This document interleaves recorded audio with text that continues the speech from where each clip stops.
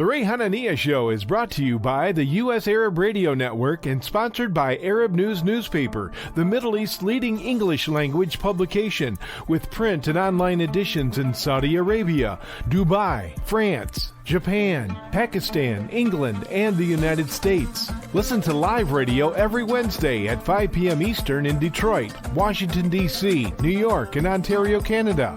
Or watch the live broadcast on Facebook.com/Arab News. The Ray Hanania Show is rebroadcast in Chicago at 12 noon on Thursday.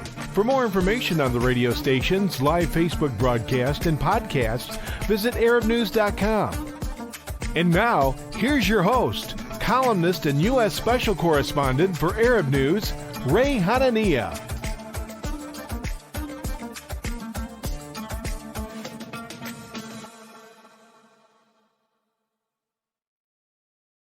Good afternoon, everybody. It's Wednesday, May 4, 2022, and I'm your host, Ray Hanania. Eid Mubarak to my Muslim friends as they celebrate the end of Ramadan this week. We are broadcasting live on Facebook at facebook.com/Arab News. If you want to watch the show there, or you can listen live. Hopefully you're in Detroit or Washington, D.C. and in Canada. And tomorrow the show will be rebroadcast in Chicago, Thursday, 12 noon on 1080 AM radio, the whole show.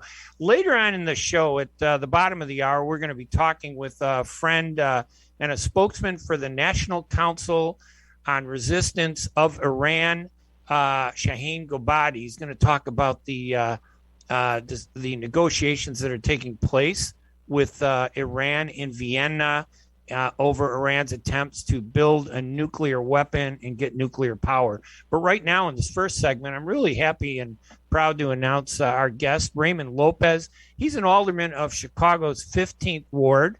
He's one of the first to speak out against the targeting of Arab stores for closure last summer by Mayor Lori Lightfoot's administration.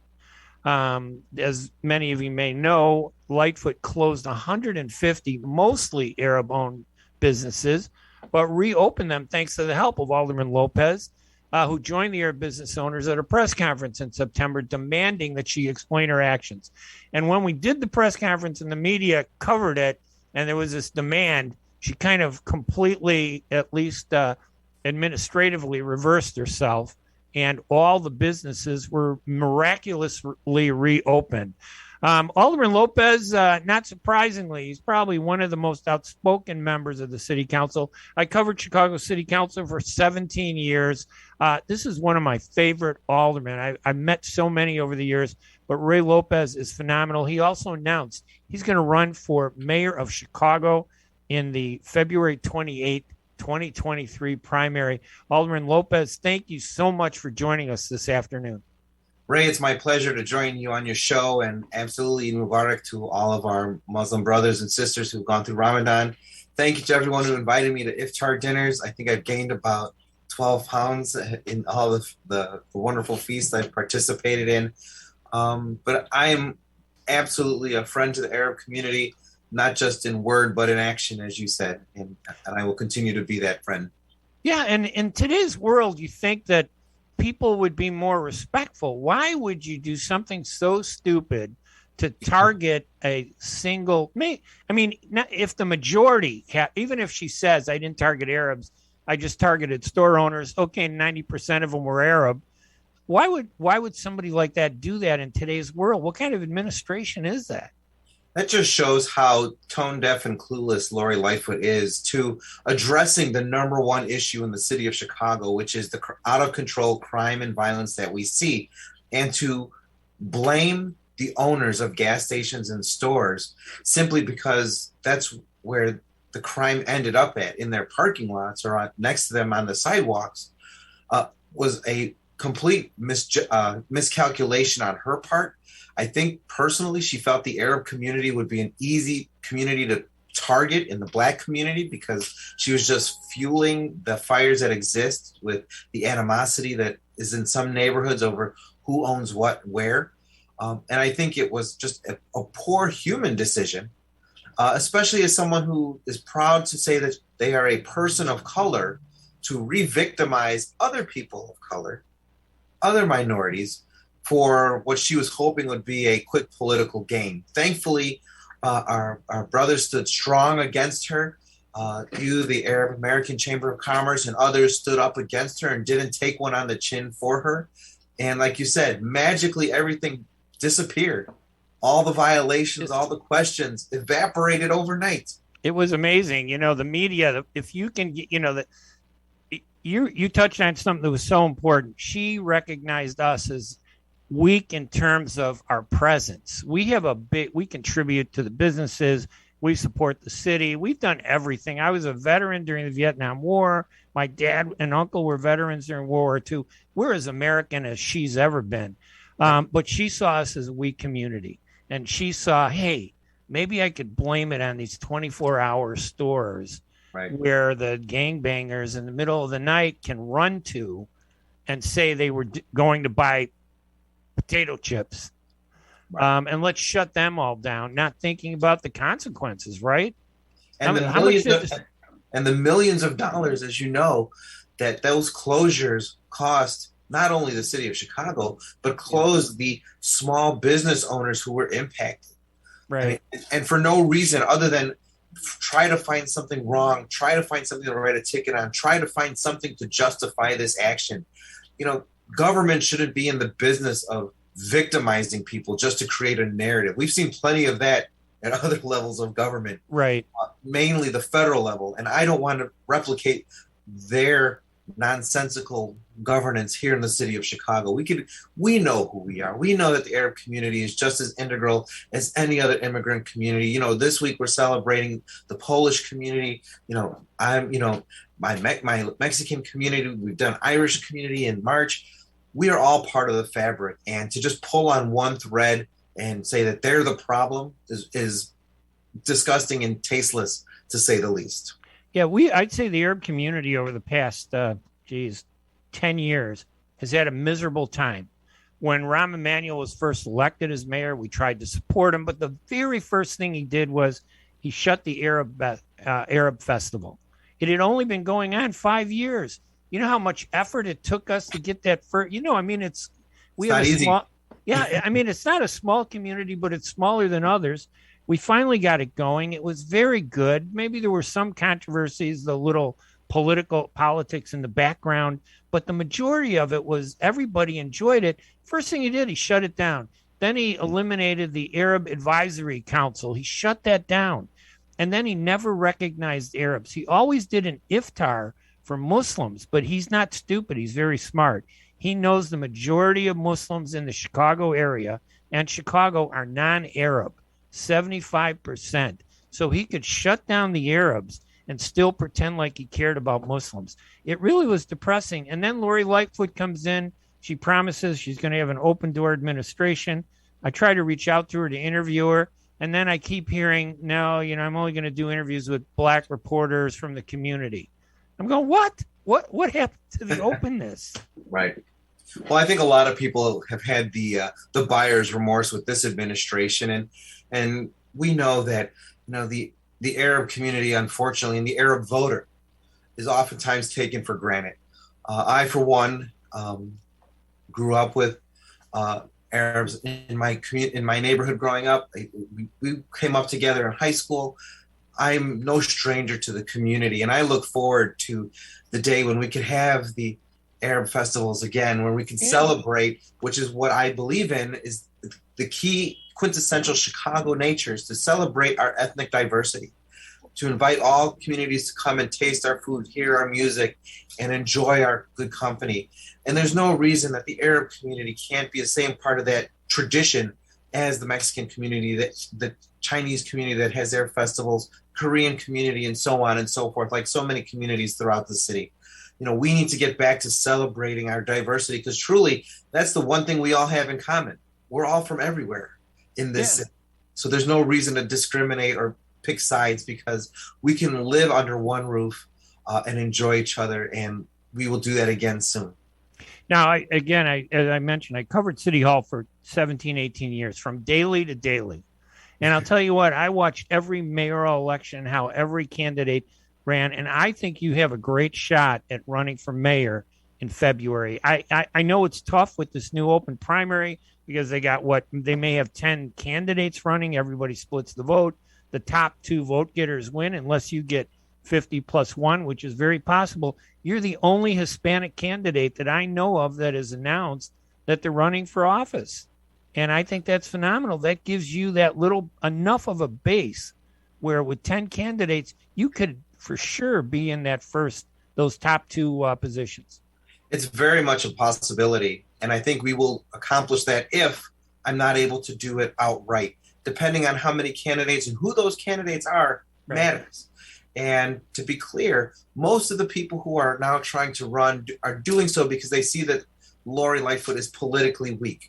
But the better question is, when she wasn't weak, where were they in standing up in defense of the city of Chicago? When the looters were coming to the city, breaking windows, destroying many of your listeners' stores. We were big targets. Targets. Yeah. Nobody but myself pleading with her to do something, and I was written off as just trying to gain some sort of notoriety. Well, I'm still here standing, and I'm still here standing for my community, for your right to be in every neighborhood and prosper, to pursue the American dream. And whether it's in one election or 2, I'm in this to win this. Make no mistake about it. And I look forward to the day when we have a mayor who understands all ethnic communities, appreciates them genuinely, and doesn't just pay lip service, and welcomes them back into City Hall, because there should be a place for everybody at this table. We shouldn't have to pick sides and choose who we want to let in the door. You know, my door has been open for years. I've never hid from anybody because I always tell people the truth. So I don't see that changing a year from now. And I look forward to the day when your listeners, yourself even, can come back to the 5th floor at 121 North LaSalle and feel welcome and not looked at with suspicion, as is the case now.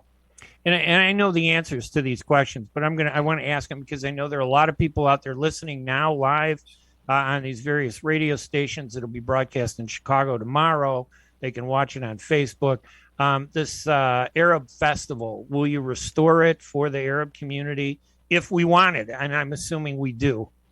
I'm happy to work and direct the Department of Cultural Affairs and Special Events as mayor to work with the Arab community and leaders to do what is wanted by the community. And if that means bringing back the festival, so be it. Yeah, festivals are great, aren't they? I learned so much about the Irish community walking in the St. Patrick's Day parade. I learned so much about the Polish community. This weekend, by the way, is happy Cinco de Mayo to all our Hispanic and Latino and Mexican audience out there. Polish Constitution Day is on the same day. Polish Constitution Day. There's so many things going on, and it's just a matter not just of pride, but it exposes the community to other ethnic groups that maybe they're not aware of, and that breaks down fear when you get to know them. Once you eat with someone, once you talk to them, once you enjoy some music, all of those other separators tend to dissipate. And going back to the Arab American Fest, Chicago's a global city. That could help us fuel tourism in the city as people from all throughout, not only your listenership, but throughout the country and world come here for what should be a world-class Arab American festival in the city of Chicago. That is definitely a possibility, on par with all the great other festivals, jazz, gospel, everything that happens downtown. Wherever we want to put it, we can do it if we have the will to do it. And I look forward to that. Who has better food than the Arab Americans, okay? Stuffed grape leaves, hummus, zucchini, lamb. It's all great. Well, Mexican food is phenomenal, too. Ray, your listeners don't know, but you've seen me go to town on Arab food. So. Yes, and I'm going to assume that everybody is that. You've been so open to everybody. And I think being open to the Arab community is a litmus test for how people are when they say they talk about diversity, the fact that they reach out to us. And I'm telling you, I don't mean we're on a lower scale, but we're at the bottom of the priority list often, and people don't reach out to us. You did right away. You didn't hesitate to come to that press conference and demand answers. We didn't know what the cause was, but you stood up there and I remember your speech so many Arabs were like looking, going, wow, this is a city official who's speaking out to defend us. There were so few. I think Silvana Tabares was another one who helped us. And I know that Alderman Gilbert Villegas is going to help us. And I know that there is a forum. I think they introduced a resolution to try to get a hearing in the city council to just find out what happened. We can't even get the facts on what happened last year. Yeah, and the fact that we're still trying to figure that out is remarkable. And I'm very thankful to my colleagues that you mentioned, Alderman Tabares and Villegas, for standing with the community. But I think, this is something that was brought down by the administration. It was at their direction to push out the inspectors, push out the departments, to harass and victimize our local business owners for the sake of political points. That should never be the case, particularly in a city that considers it the most American of American cities, and quite frankly is the most global city we have. Forgive my dog. No, those are your two dogs I see on Facebook all the time. Really nice. So why what was it that provoked you or prompted you to run for mayor? Was there a specific incident, or was it a pattern of issues that she started out being so positive, and I really was encouraged, and I thought maybe things will, be well, but something changed. And for you, what was it that got you thinking this is wrong and I need to do something about it? Well, first and foremost, I didn't support her when she ran for mayor. Actually, I had a different horse in the race in the primary, and then when it came to the runoff, I figured it's not my place to get in the middle of history. Chicago was going to have its first Black female mayor. I didn't want to pick a side. Let Chicagoans go for who they wanted to go, and they picked Lori, which was fine. But I'll never forget, our inauguration when she turned around and gave us all the dirty look in front of our families, accusing us all of being corrupt members of the city council. That set a bad taste. Now, I tried to work with her. I tried to sit down with her. I think in the last 3 years, she and I have sat down a total of a whopping 2 times for about 45 minutes. And from then until now, it's always been very dismissive, very argumentative, and clearly someone who doesn't know the mechanics of government and is not interested in learning about what exactly is going on the streets. And I've been asked before, what was that one breaking point? I don't think there was a singular breaking point. It's just been a slow, steady drip of bad leadership, and now the bucket is full. And we have to empty the bucket of bad leadership and start fresh. And that's what this election is going to allow us to do. Because in my ward, I've been able to represent African Americans and Latinos in 4 different neighborhoods in 4 different directions, along with some Arab members, as well as some Eastern European, Polish, and Lithuanian folks. We have a whole house full of people in the 15th ward. And what I've been able to do is inspire people. They may not know each other, but they all know me. And we use that trust that they have in me to help each other. That's what a good leader does. And we've never had that from this mayor. And it's been a while since we've had a mayor from this city who understands its neighborhoods, who understands that, being in charge in Chicago is like wrangling cats. Got to herd them all in the same direction. It's not easy, but it takes work. And if you're committed to it, then it starts just flowing naturally. And there are so many things that are going sideways in this city because the mayor is not aware, not trying to educate herself. She's focusing only on berating the police department and browbeating members of the city council, that there are so many other things that we're missing. Our ability to deliver city services is falling to the wayside. Our ability to attract and build up economic areas is falling apart because, as many of your business owners will tell you, it takes almost 2 years to get a permit in this city. Nobody can wait 2 years for the city of Chicago's governmental bodies to decide what they're going to do if you're trying to open a business. We are becoming our own worst enemy, and we've gone from being the city that works to the city that doesn't move. That has to change. And I've seen and grown up in a city where that wasn't the case, and we are going to get ourselves back to that point in 10 months. At a time when the economic environment has been so rough, you would think a mayor would reach out and support businesses, not hammer them. Right. It just, what she did just didn't make any sense. But I think it has to do with her inability to deal with crime in the city. And I think that crime starts with supporting the police. And I don't know, what do you think is the answer? How do you deal with crime and putting it in its place? You can't eliminate it 100%, but you can sure bring it down where people start to feel safe. You have to call out the cancer in front of you. You can't sugarcoat it. You can't dance around the edges. You have to call out what's in front of you and who's doing it. In my ward, in the 15th ward, I've represented some of the most gang-infested neighborhoods in the city of Chicago. Back of the Yards, for example, used to be in the top 10 list of the most dangerous neighborhoods in the city of Chicago because of the generational gang violence that was there spanning decades, long before my arrival as alderman. But what I did was I started identifying the problem players, identifying the slumlords and vacant landlords who were giving them cover, identifying those community leaders and organizations that were enabling the bad behavior. And I said to the community, enough. You're not meant to live like this. And sometimes the simple act of just saying enough and drawing that line and sticking to it is enough to get the ball rolling. But you have to stand firm, and you have to be willing to tell your community when they are wrong and to support the police. And you've got to tell the police, I need you to go specifically in a professional and constitutional way after those magnets of violence so that everyone else can live in peace in a community. And we were able to bring down our crime stats year over year over year in a sustainable way, so much so that with my former commander, who went on to become a chief of instruction, we were recognized by the University of Chicago's crime lab as having sustainably lowered all major crime stats in 3 years, reversing decades of downward trends in 3 years. Now, if we could do that here, we could do that everywhere.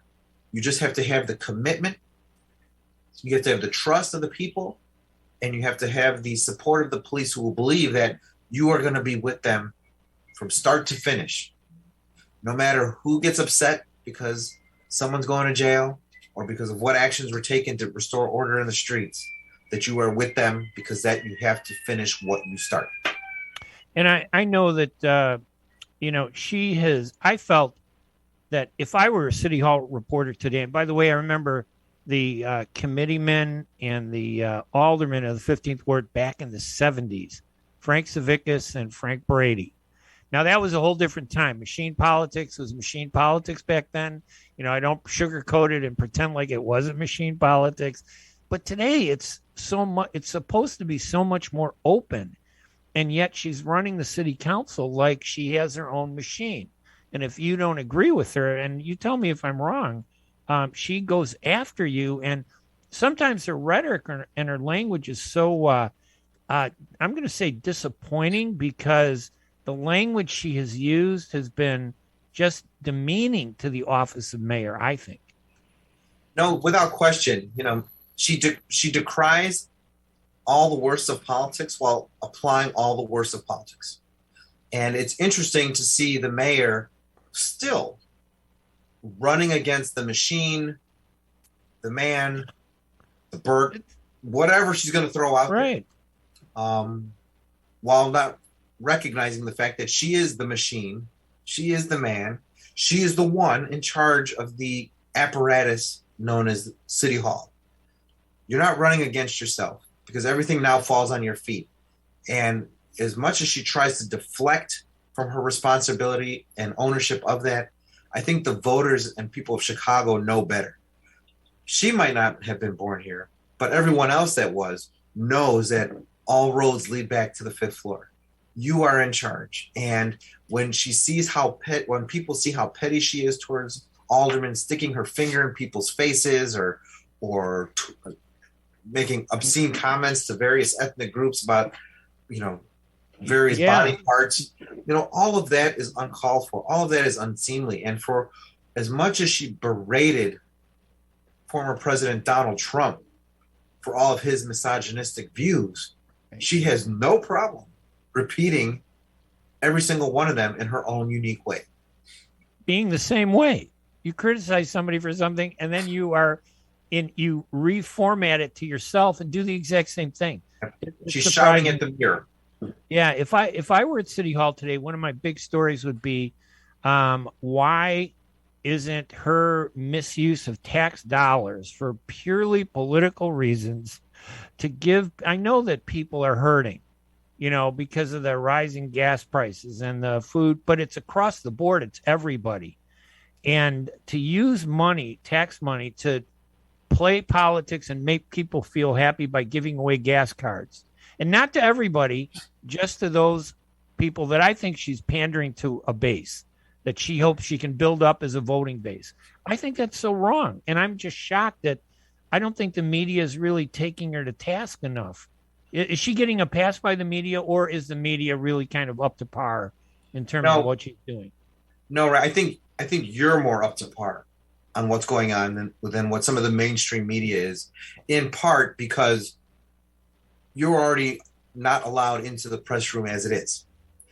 Most of mainstream media in the city of Chicago knows that if they aggravate her, they're going to be booted out of the press corps. So they're being very ginger. They're walking that line very gingerly, trying to get to the answer, but without aggravating her. You're 100% right. It should be criminal that you're giving away $12.5 million in gas cards, not to the entire city, but to 5,000 people in 12 specific neighborhoods who you wish to create a political base with. Right. If I did that, I'd be in federal court right now. Yeah. I'd be in jail. Now, you look at and people will say, well, it's just $12.5 million. But it's $12.5 million here, it's 10 here, it's 20 there. We're already at $60 million in free giveaways just in time for Lori Lightfoot's re-election kickoff party. That is incredible that we're doing that. She's getting a pass to do this, and is allowed to do it by the members of the city council. She almost lost this one. It barely won with 26 votes, which, as you know, is unheard of. It is. But there are real things that if you really cared about the struggles people are facing, then you fix them. Let's start by fixing the safety on CTA, which is the lifeblood for many of our residents to get to and from work. Let's start with creating daycare options for single mothers who have to decide whether or not to go to work or stay home because they have no one to watch their kids. Let's look at maybe beefing up, as one of my colleagues, I believe Alderman Tavares and Beal said, buy a new helicopter for the police so we can catch these criminals, since the other one seems to never work.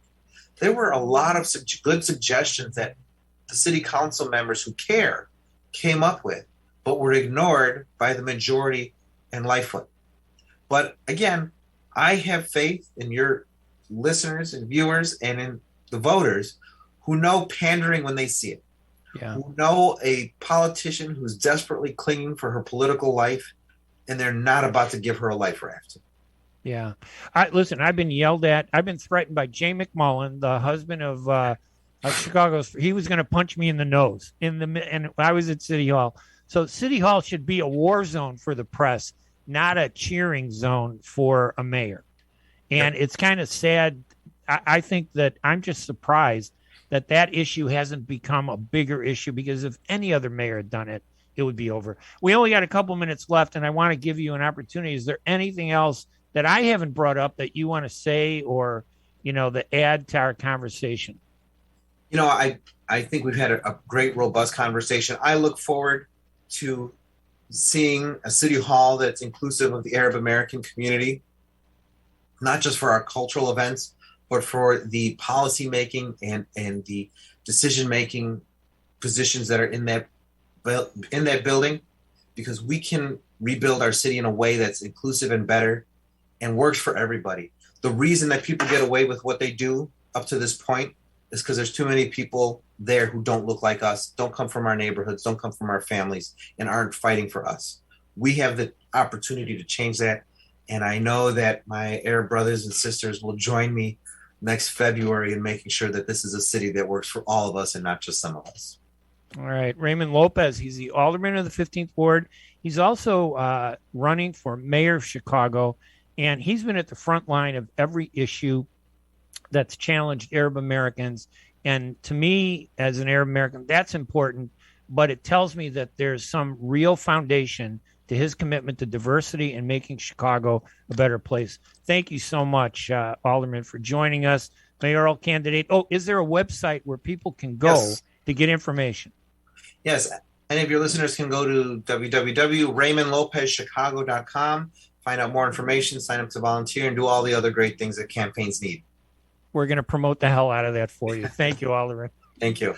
All right. That's my guest, Alderman Raymond Lopez from the 15th Ward, talking about his support of the Arab American community and his issues that he's going to be addressing as a candidate for mayor of Chicago in the February 28th, 2023 election.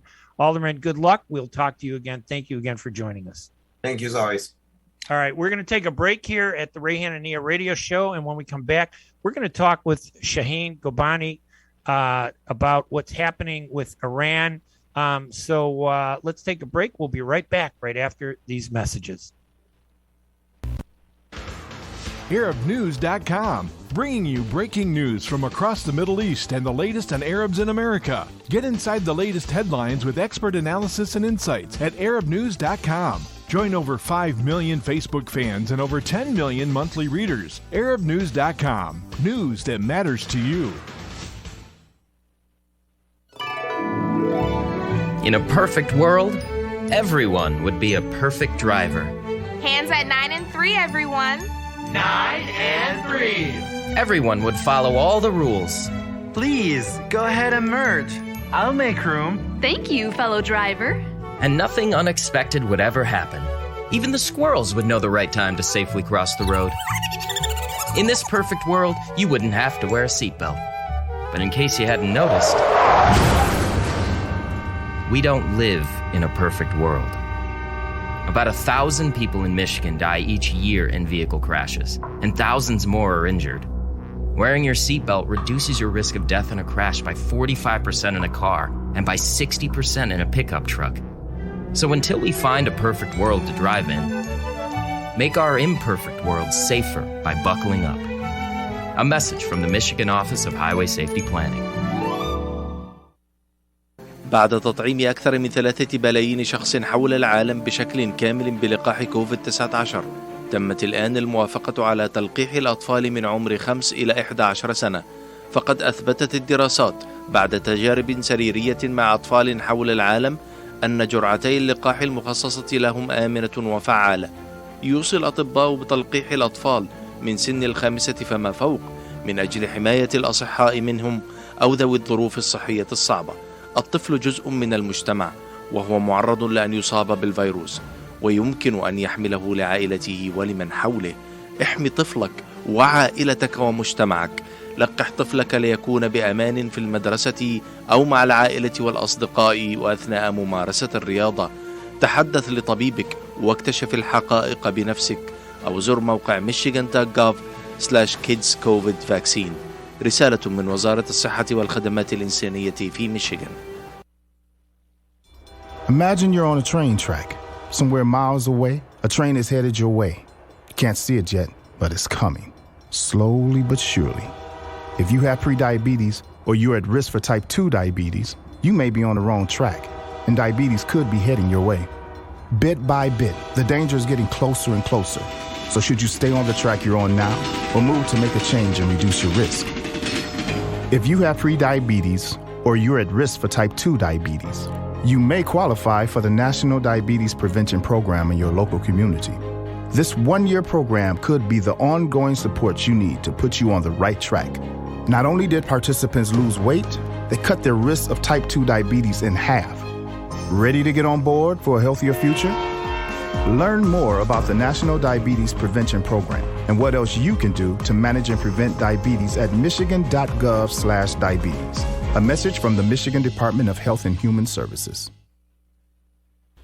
At Top Rehab Physical Therapy Clinic in Dearborn, we provide effective physical therapy sessions in order to limit pain and discomfort. Top Rehab provides physical therapy care for any diagnosis prescribed by a physician, and we regularly see and treat conditions such as stroke, TMJ, fibromyalgia, sciatica, joint pain, and more. We use a variety of pain management methods, including modalities, soft tissue mobilization, and therapeutic exercise. If you're in need of physical rehabilitation or physical therapy, get the highest quality health care at Top Rehab. Most insurance is accepted, and we're open Monday, Wednesday, and Friday 8 to 6, Tuesday and Thursday 8 to 5, and Saturday 10 till 2. Call for an appointment today at 313-846-0555. That's 313-846-0555. Choose Top Rehab Physical Therapy Clinic on Michigan Avenue in Dearborn. Life's too short to be in pain.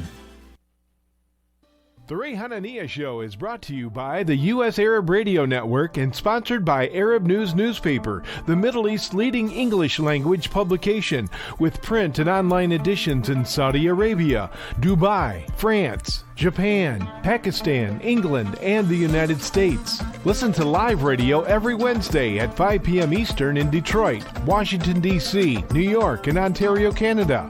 Or watch the live broadcast on Facebook.com/Arab News. The Ray Hanania Show is rebroadcast in Chicago at 12 noon on Thursday. For more information on the radio stations, live Facebook broadcast, and podcasts, visit ArabNews.com. And now, here's your host, columnist and U.S. Special Correspondent for Arab News, Ray Hanania. And welcome back to segment 2 here at the Ray Hanania Show on WNZK AM 690, WDMV AM 700 in Washington, D.C., WTOR AM 770 in Canada, and tomorrow at 12 noon Thursday in Chicago on WNWI AM 1080 radio. I'm really happy to introduce our next guest, Shaheen Gobadi. He's a member of the National Council of Resistance of Iran and a spokesperson for the NCRI.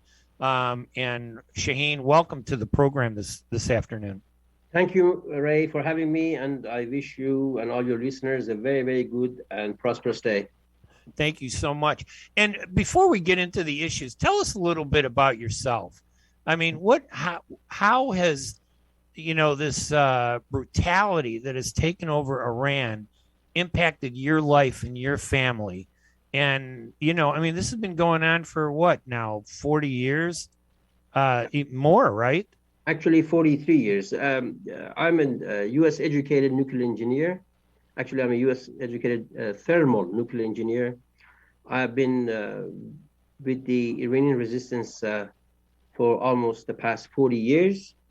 I'm 60 years old. I went to school in California, UCLA, to be specific. Then I joined the resistance, first in Los Angeles, then I moved to Washington. I was based in Washington for 10 years. And then I've been based in Paris ever since. Paris is the political headquarters of the National Council of Resistance of Iran, which is like the parliament in exile of the Iranian resistance, encompassing various political groups which are anti-Shah, anti-Mullah, looking forward for a secular, democratic government in Iran, and democratic one, as I said, a secular one. And I've been with the movement ever since.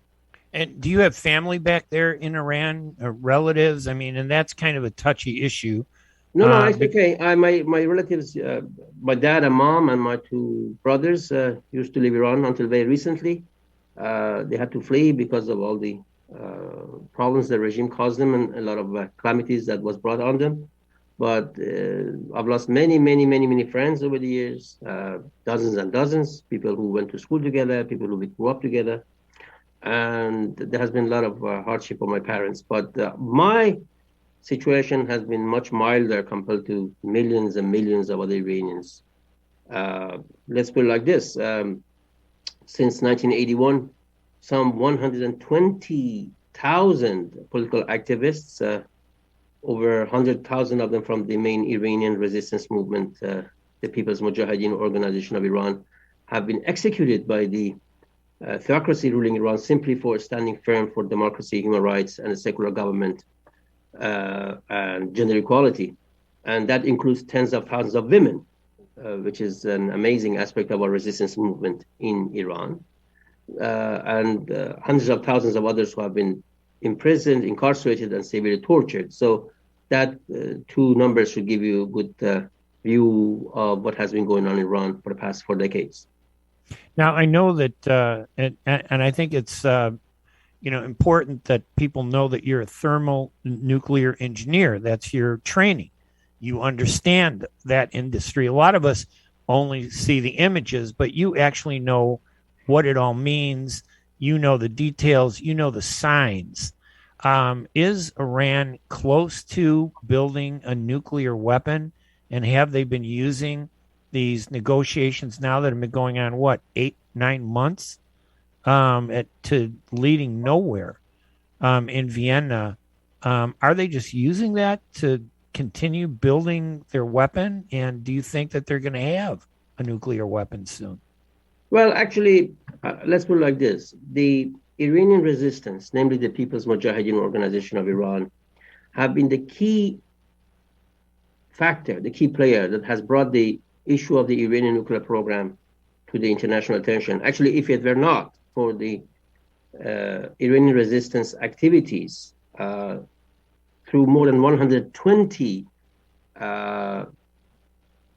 press conferences and revelations regarding these secret Iranian nuclear sites, projects, facilities, and so on and so forth, the world have been totally caught off guard regarding the mullah's secret drive to acquire nuclear weapons. And by now, the world would have been faced with the predicament of the worst regime being equipped with the worst weapon. Actually, this has been a part of our struggle for the past 3 decades to expose to our vast human network inside Iran, the vast network of the Mujahideen, the MEK, inside Iran, taking huge risks to expose the mullah's various aspects of the mullah's drive to acquire nuclear weapons. So the mullahs, have been trying to stay in power on 3 pillars: brutal repression, torture, and executions at home, which I gave you a glimpse of it, making an atomic bomb, and also inciting war and terrorism abroad, which know boundaries. The mullahs have been playing for time to acquire nuclear weapons. This is an integral part of their strategy for survival. They have never been forthcoming, transparent with the international community. And as I said, if it were not for our revelations, they would have had the bomb by now, and we were facing a different situation. In our view, the mullahs will never stop their bomb-making program, regardless of the result of the negotiations. But actually, they want a cake and eat it too at the same time. And they have been very deceitful. But I think the mullah's main problem is inside Iran, facing the Iranian people. Let me provide a very succinct overview of what's prevailing inside Iran, which, as I said, is the mullah's the biggest challenge. Iran is a very rich nation. It has about 1% of the world population, but has about 7 to 8% of the world, means or wealth. Let's put it like this. It's a very rich nation in terms of oil, gas, and all sorts of other natural resources, and a huge land. But despite all of that, today in Iran, according to the regime's own figures, at least 70 to 80% of the population live below the poverty line. Some people have been forced to sell their body parts to survive. According to the regime's own press, some destitute women sell their newborns for as only as $32. You heard me correct, $32. Wow. 5 to 8 million innocent children have been driven to the cruel labor market. At least 5,000 of them spend 10 to 11 hours a day scavenging garbage in Tehran. So the businessmen affiliated with the Khamenei, the supreme leader, could profit, huge amounts of money even from them. This is the situation in Iran today. And as I said, it has nothing to do with sanctions. Actually, it's all because of the regime's own policies. To prove that, despite this situation, Iranian society now has more number of billionaires compared to any other country in the Middle East. Really? Wow. Yes, that's because of, and this is only limited to the people who are directly affiliated with the regime or basically are in constant dealing with the regime or part of the basically system. So you can see the big, these big two contrasts here. And that has made the situation very, very volatile. One aspect of the Iranian society that people do not see is that the Iranian people have stood up against the regime. I told you two figures, 120,000 executions. From one aspect, this is sheer brutality. On the other aspect, it shows the level of the Iranian people's resistance that have persevered for the past 4 decades. Men and women from all walks of life, all social strata.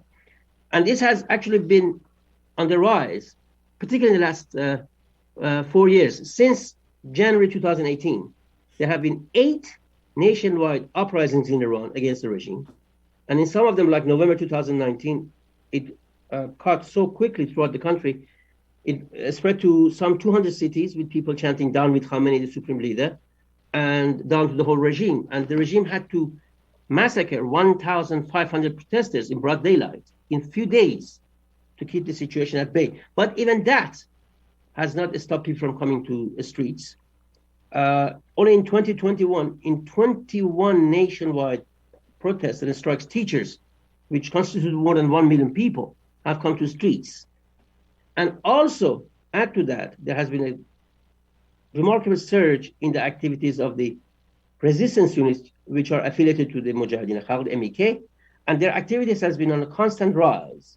Again, put it in a context for you, on January 27 of this year, the resistance unit disrupted 25 of the regime's television radio channels and broadcast the slogans down, death to Khamenei and hail to Rajavi, who is the leader of the resistance. And again, on April 25, more than 100 servers and computers of the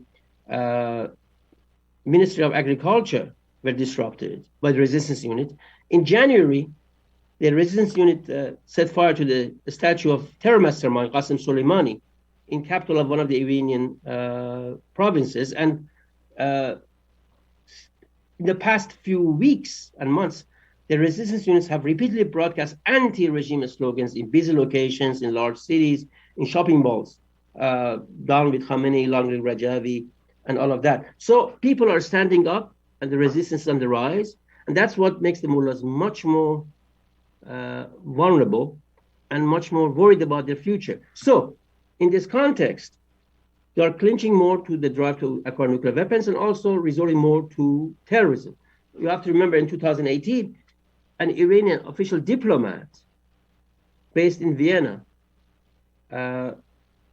brought a bomb with himself in a diplomatic bag in a commercial airline from Iran to Vienna, then handed over to 3 of the regime's operatives in Luxembourg, 2 of them in Luxembourg, who were trying to blow up the international gathering in support of the Iranian resistance with the presence of more than 100,000 people and 600 dignitaries the world over. And they were, luckily they were foiled at the last minute, and the diplomat was put on trial and is facing now 20 years of imprisonment in Belgium. So that shows the regime is becoming very, very frantic and very worried. And this is the situation. And time is very much ticking in against them. And what is preventing regime change? It sounds like there's a very vibrant resistance inside Iran, not just outside. A resistance inside Iran that is getting support from outside. But what is preventing us from changing Iran and making it the democracy that people want? Actually, 2 things. First of all, as I said, brutal repression. The regime has resorted all of the income to support its repressive apparatus, multi-layers of repressive apparatus, particularly Revolutionary Guards. Actually, they control the vast part of the Iranian economy. And that's why we think it's foolhardy to even think to remove the IRGC from the U.S. terror list as a part of these nuclear negotiations. And that's what Tehran wants, because it needs the guards to have a free reign in their activities so they can have access to more funds. But what has over the years been very helpful for the regime is this what I described as appeasement policy, both from both sides of the Atlantic, in particular Europe, which have always looked the other way and have tried to find a way to appease the mullahs and placate them and reward them concessions, which are absolutely unwarranted. And this has been provided like a lifeline for the regime. But now that has been proven to be very, very counterproductive. Let me tell you what happened today.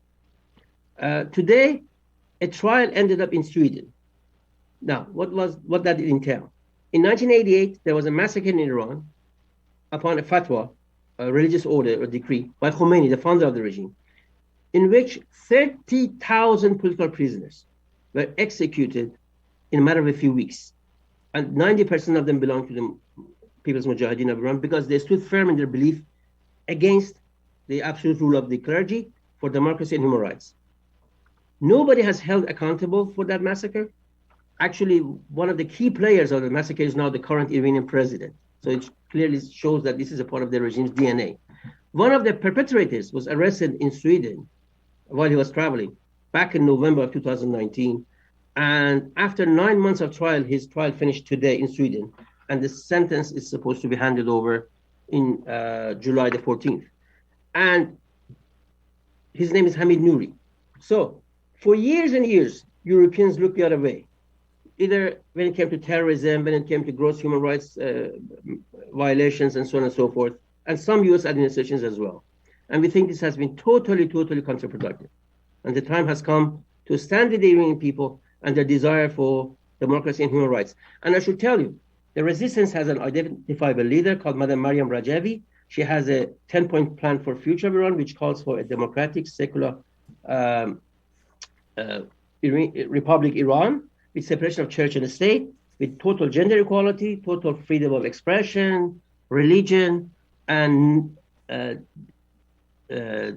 abolishment of death penalty, and non-nuclear Iran, an Iran that lives in peace and tranquility with the rest of the world.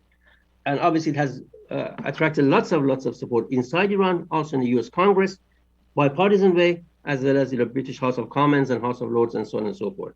So there is an alternative, there's a viable alternative, which has all the elements for change.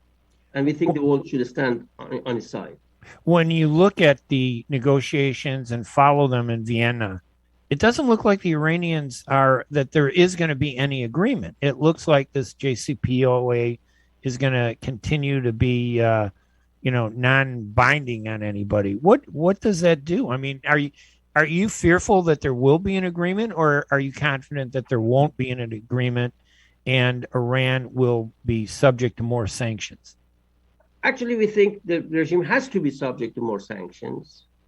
It hasn't done anything that warrants any softening up approach towards this regime. Rather, quite contrary. Look, when an agreement was signed in July 2015 between the Obama administration and the regime and the French and the Germans and the Brits and the Chinese and the Russians, we said, look, an agreement that does not close the regime's path towards a nuclear bomb is not going to stop the drive.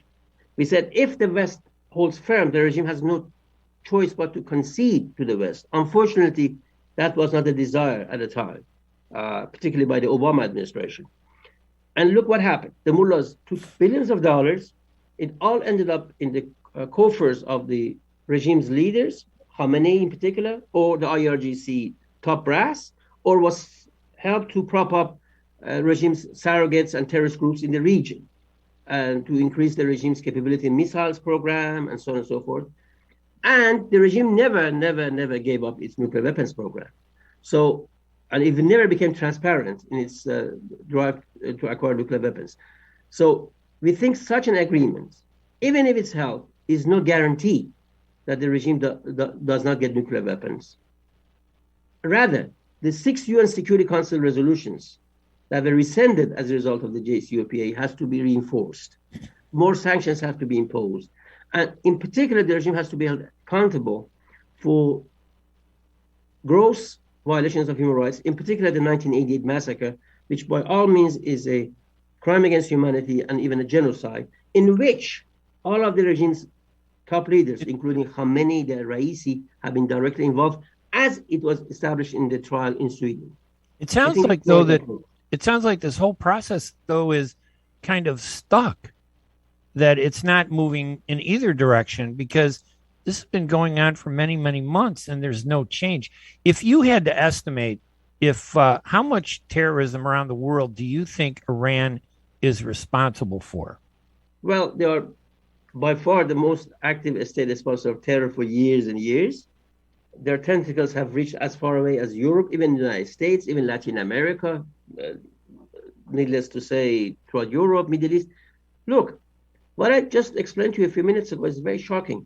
You have a state which is diplomats, which is accredited in Europe, goes to its capital, and a state makes them a bomb, a state of the art. He puts it in his bag and has no qualms about, flying in a commercial airline. I mean, all these other poor passengers have no idea that they have a bomb on board. He comes to Austria. He drives more than 1,000 kilometers with a bomb in his car. He hands over the bomb to the would-be terrorists in a Pizza Hut. And the aim is to blow up a meeting of more than 100,000 people. Obviously, the main target of the operation was Madame Mariam Rajavi, because she is the regime's number one enemy. But in that meeting, there were, children, women, men of all ages, and as I said, 600 dignitaries. What did the world do? What did the world do about it? And that's the whole point.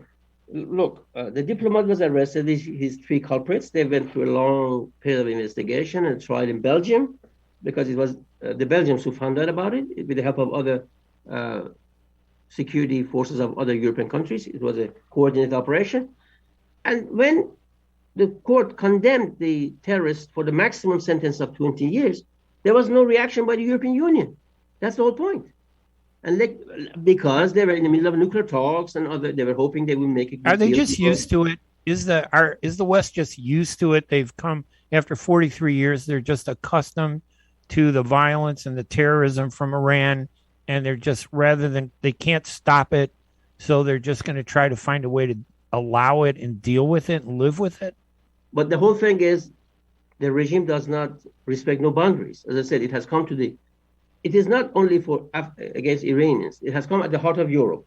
In the United States, the IRGC was hiring hitmen to carry out terror operations inside the U.S. soil. So they recognize no boundaries. Look, the regime is in deep troubles at home. I think one has to realize that the regime's Achilles heels is inside Iran against the Iranian people. As you said very correctly, the Iranian people want change. A regime that massacres 30,000 of its opponents who are already imprisoned for years and years, and they're serving their terms in trials that last 1 or 2 minutes. And the people who are perpetrating and masterminding that massacre become its president. That's a state that the mass murderers ruled. So you cannot find a middle ground with such an state. That's foolhardy. Right. And this is delusional. And we think the Iranians deserve the right to bring about the regime change by themselves and their resistance. And you have to keep remembering, nobody's asking for any taxpayers' money. Nobody is asking any boots on the ground. Nobody's asking for any weapons. All we're asking is the right policy, which coincidentally very much coincides with the interest of the world for a peaceful and tranquil situation. All right. If you look at the Middle East, every part of the Middle East, you see the mullahs' tentacles causing trouble, wreaking havoc. Shaheen, I have to interrupt this because we're at the end of our program, and I'll tell you that this situation with Iran is probably the most disturbing that I see every day. I wish you the best in doing what you do, and you do a great job of it. So I want to just thank you. Where can people go on the web to get more information about the NCRI? There is, NCRI has a very vibrant website, ncr-iran.org. I repeat, ncr-iran.org. Got it. And it provides updates constantly about the situation in Iran and some very insightful news and assessment. You have to remember the Iranian resistance, and especially the People's Mujahideen, has a vast network in Iran. And they get a lot of first-hand information that you don't find anywhere else. All right. Shaheen Gubadi, a member of the National Council of Resistance of Iran and spokesperson for the NCRI, the website ncri-iran.org. Shaheen, thank you so much for joining us again this afternoon. I appreciate it. Have a nice day, and I wish you and all your listeners the best of days and weeks and months to come. All right. Thank you. And everybody, thank you for listening. We will see you again next week, everybody. Bye-bye. WNZK has a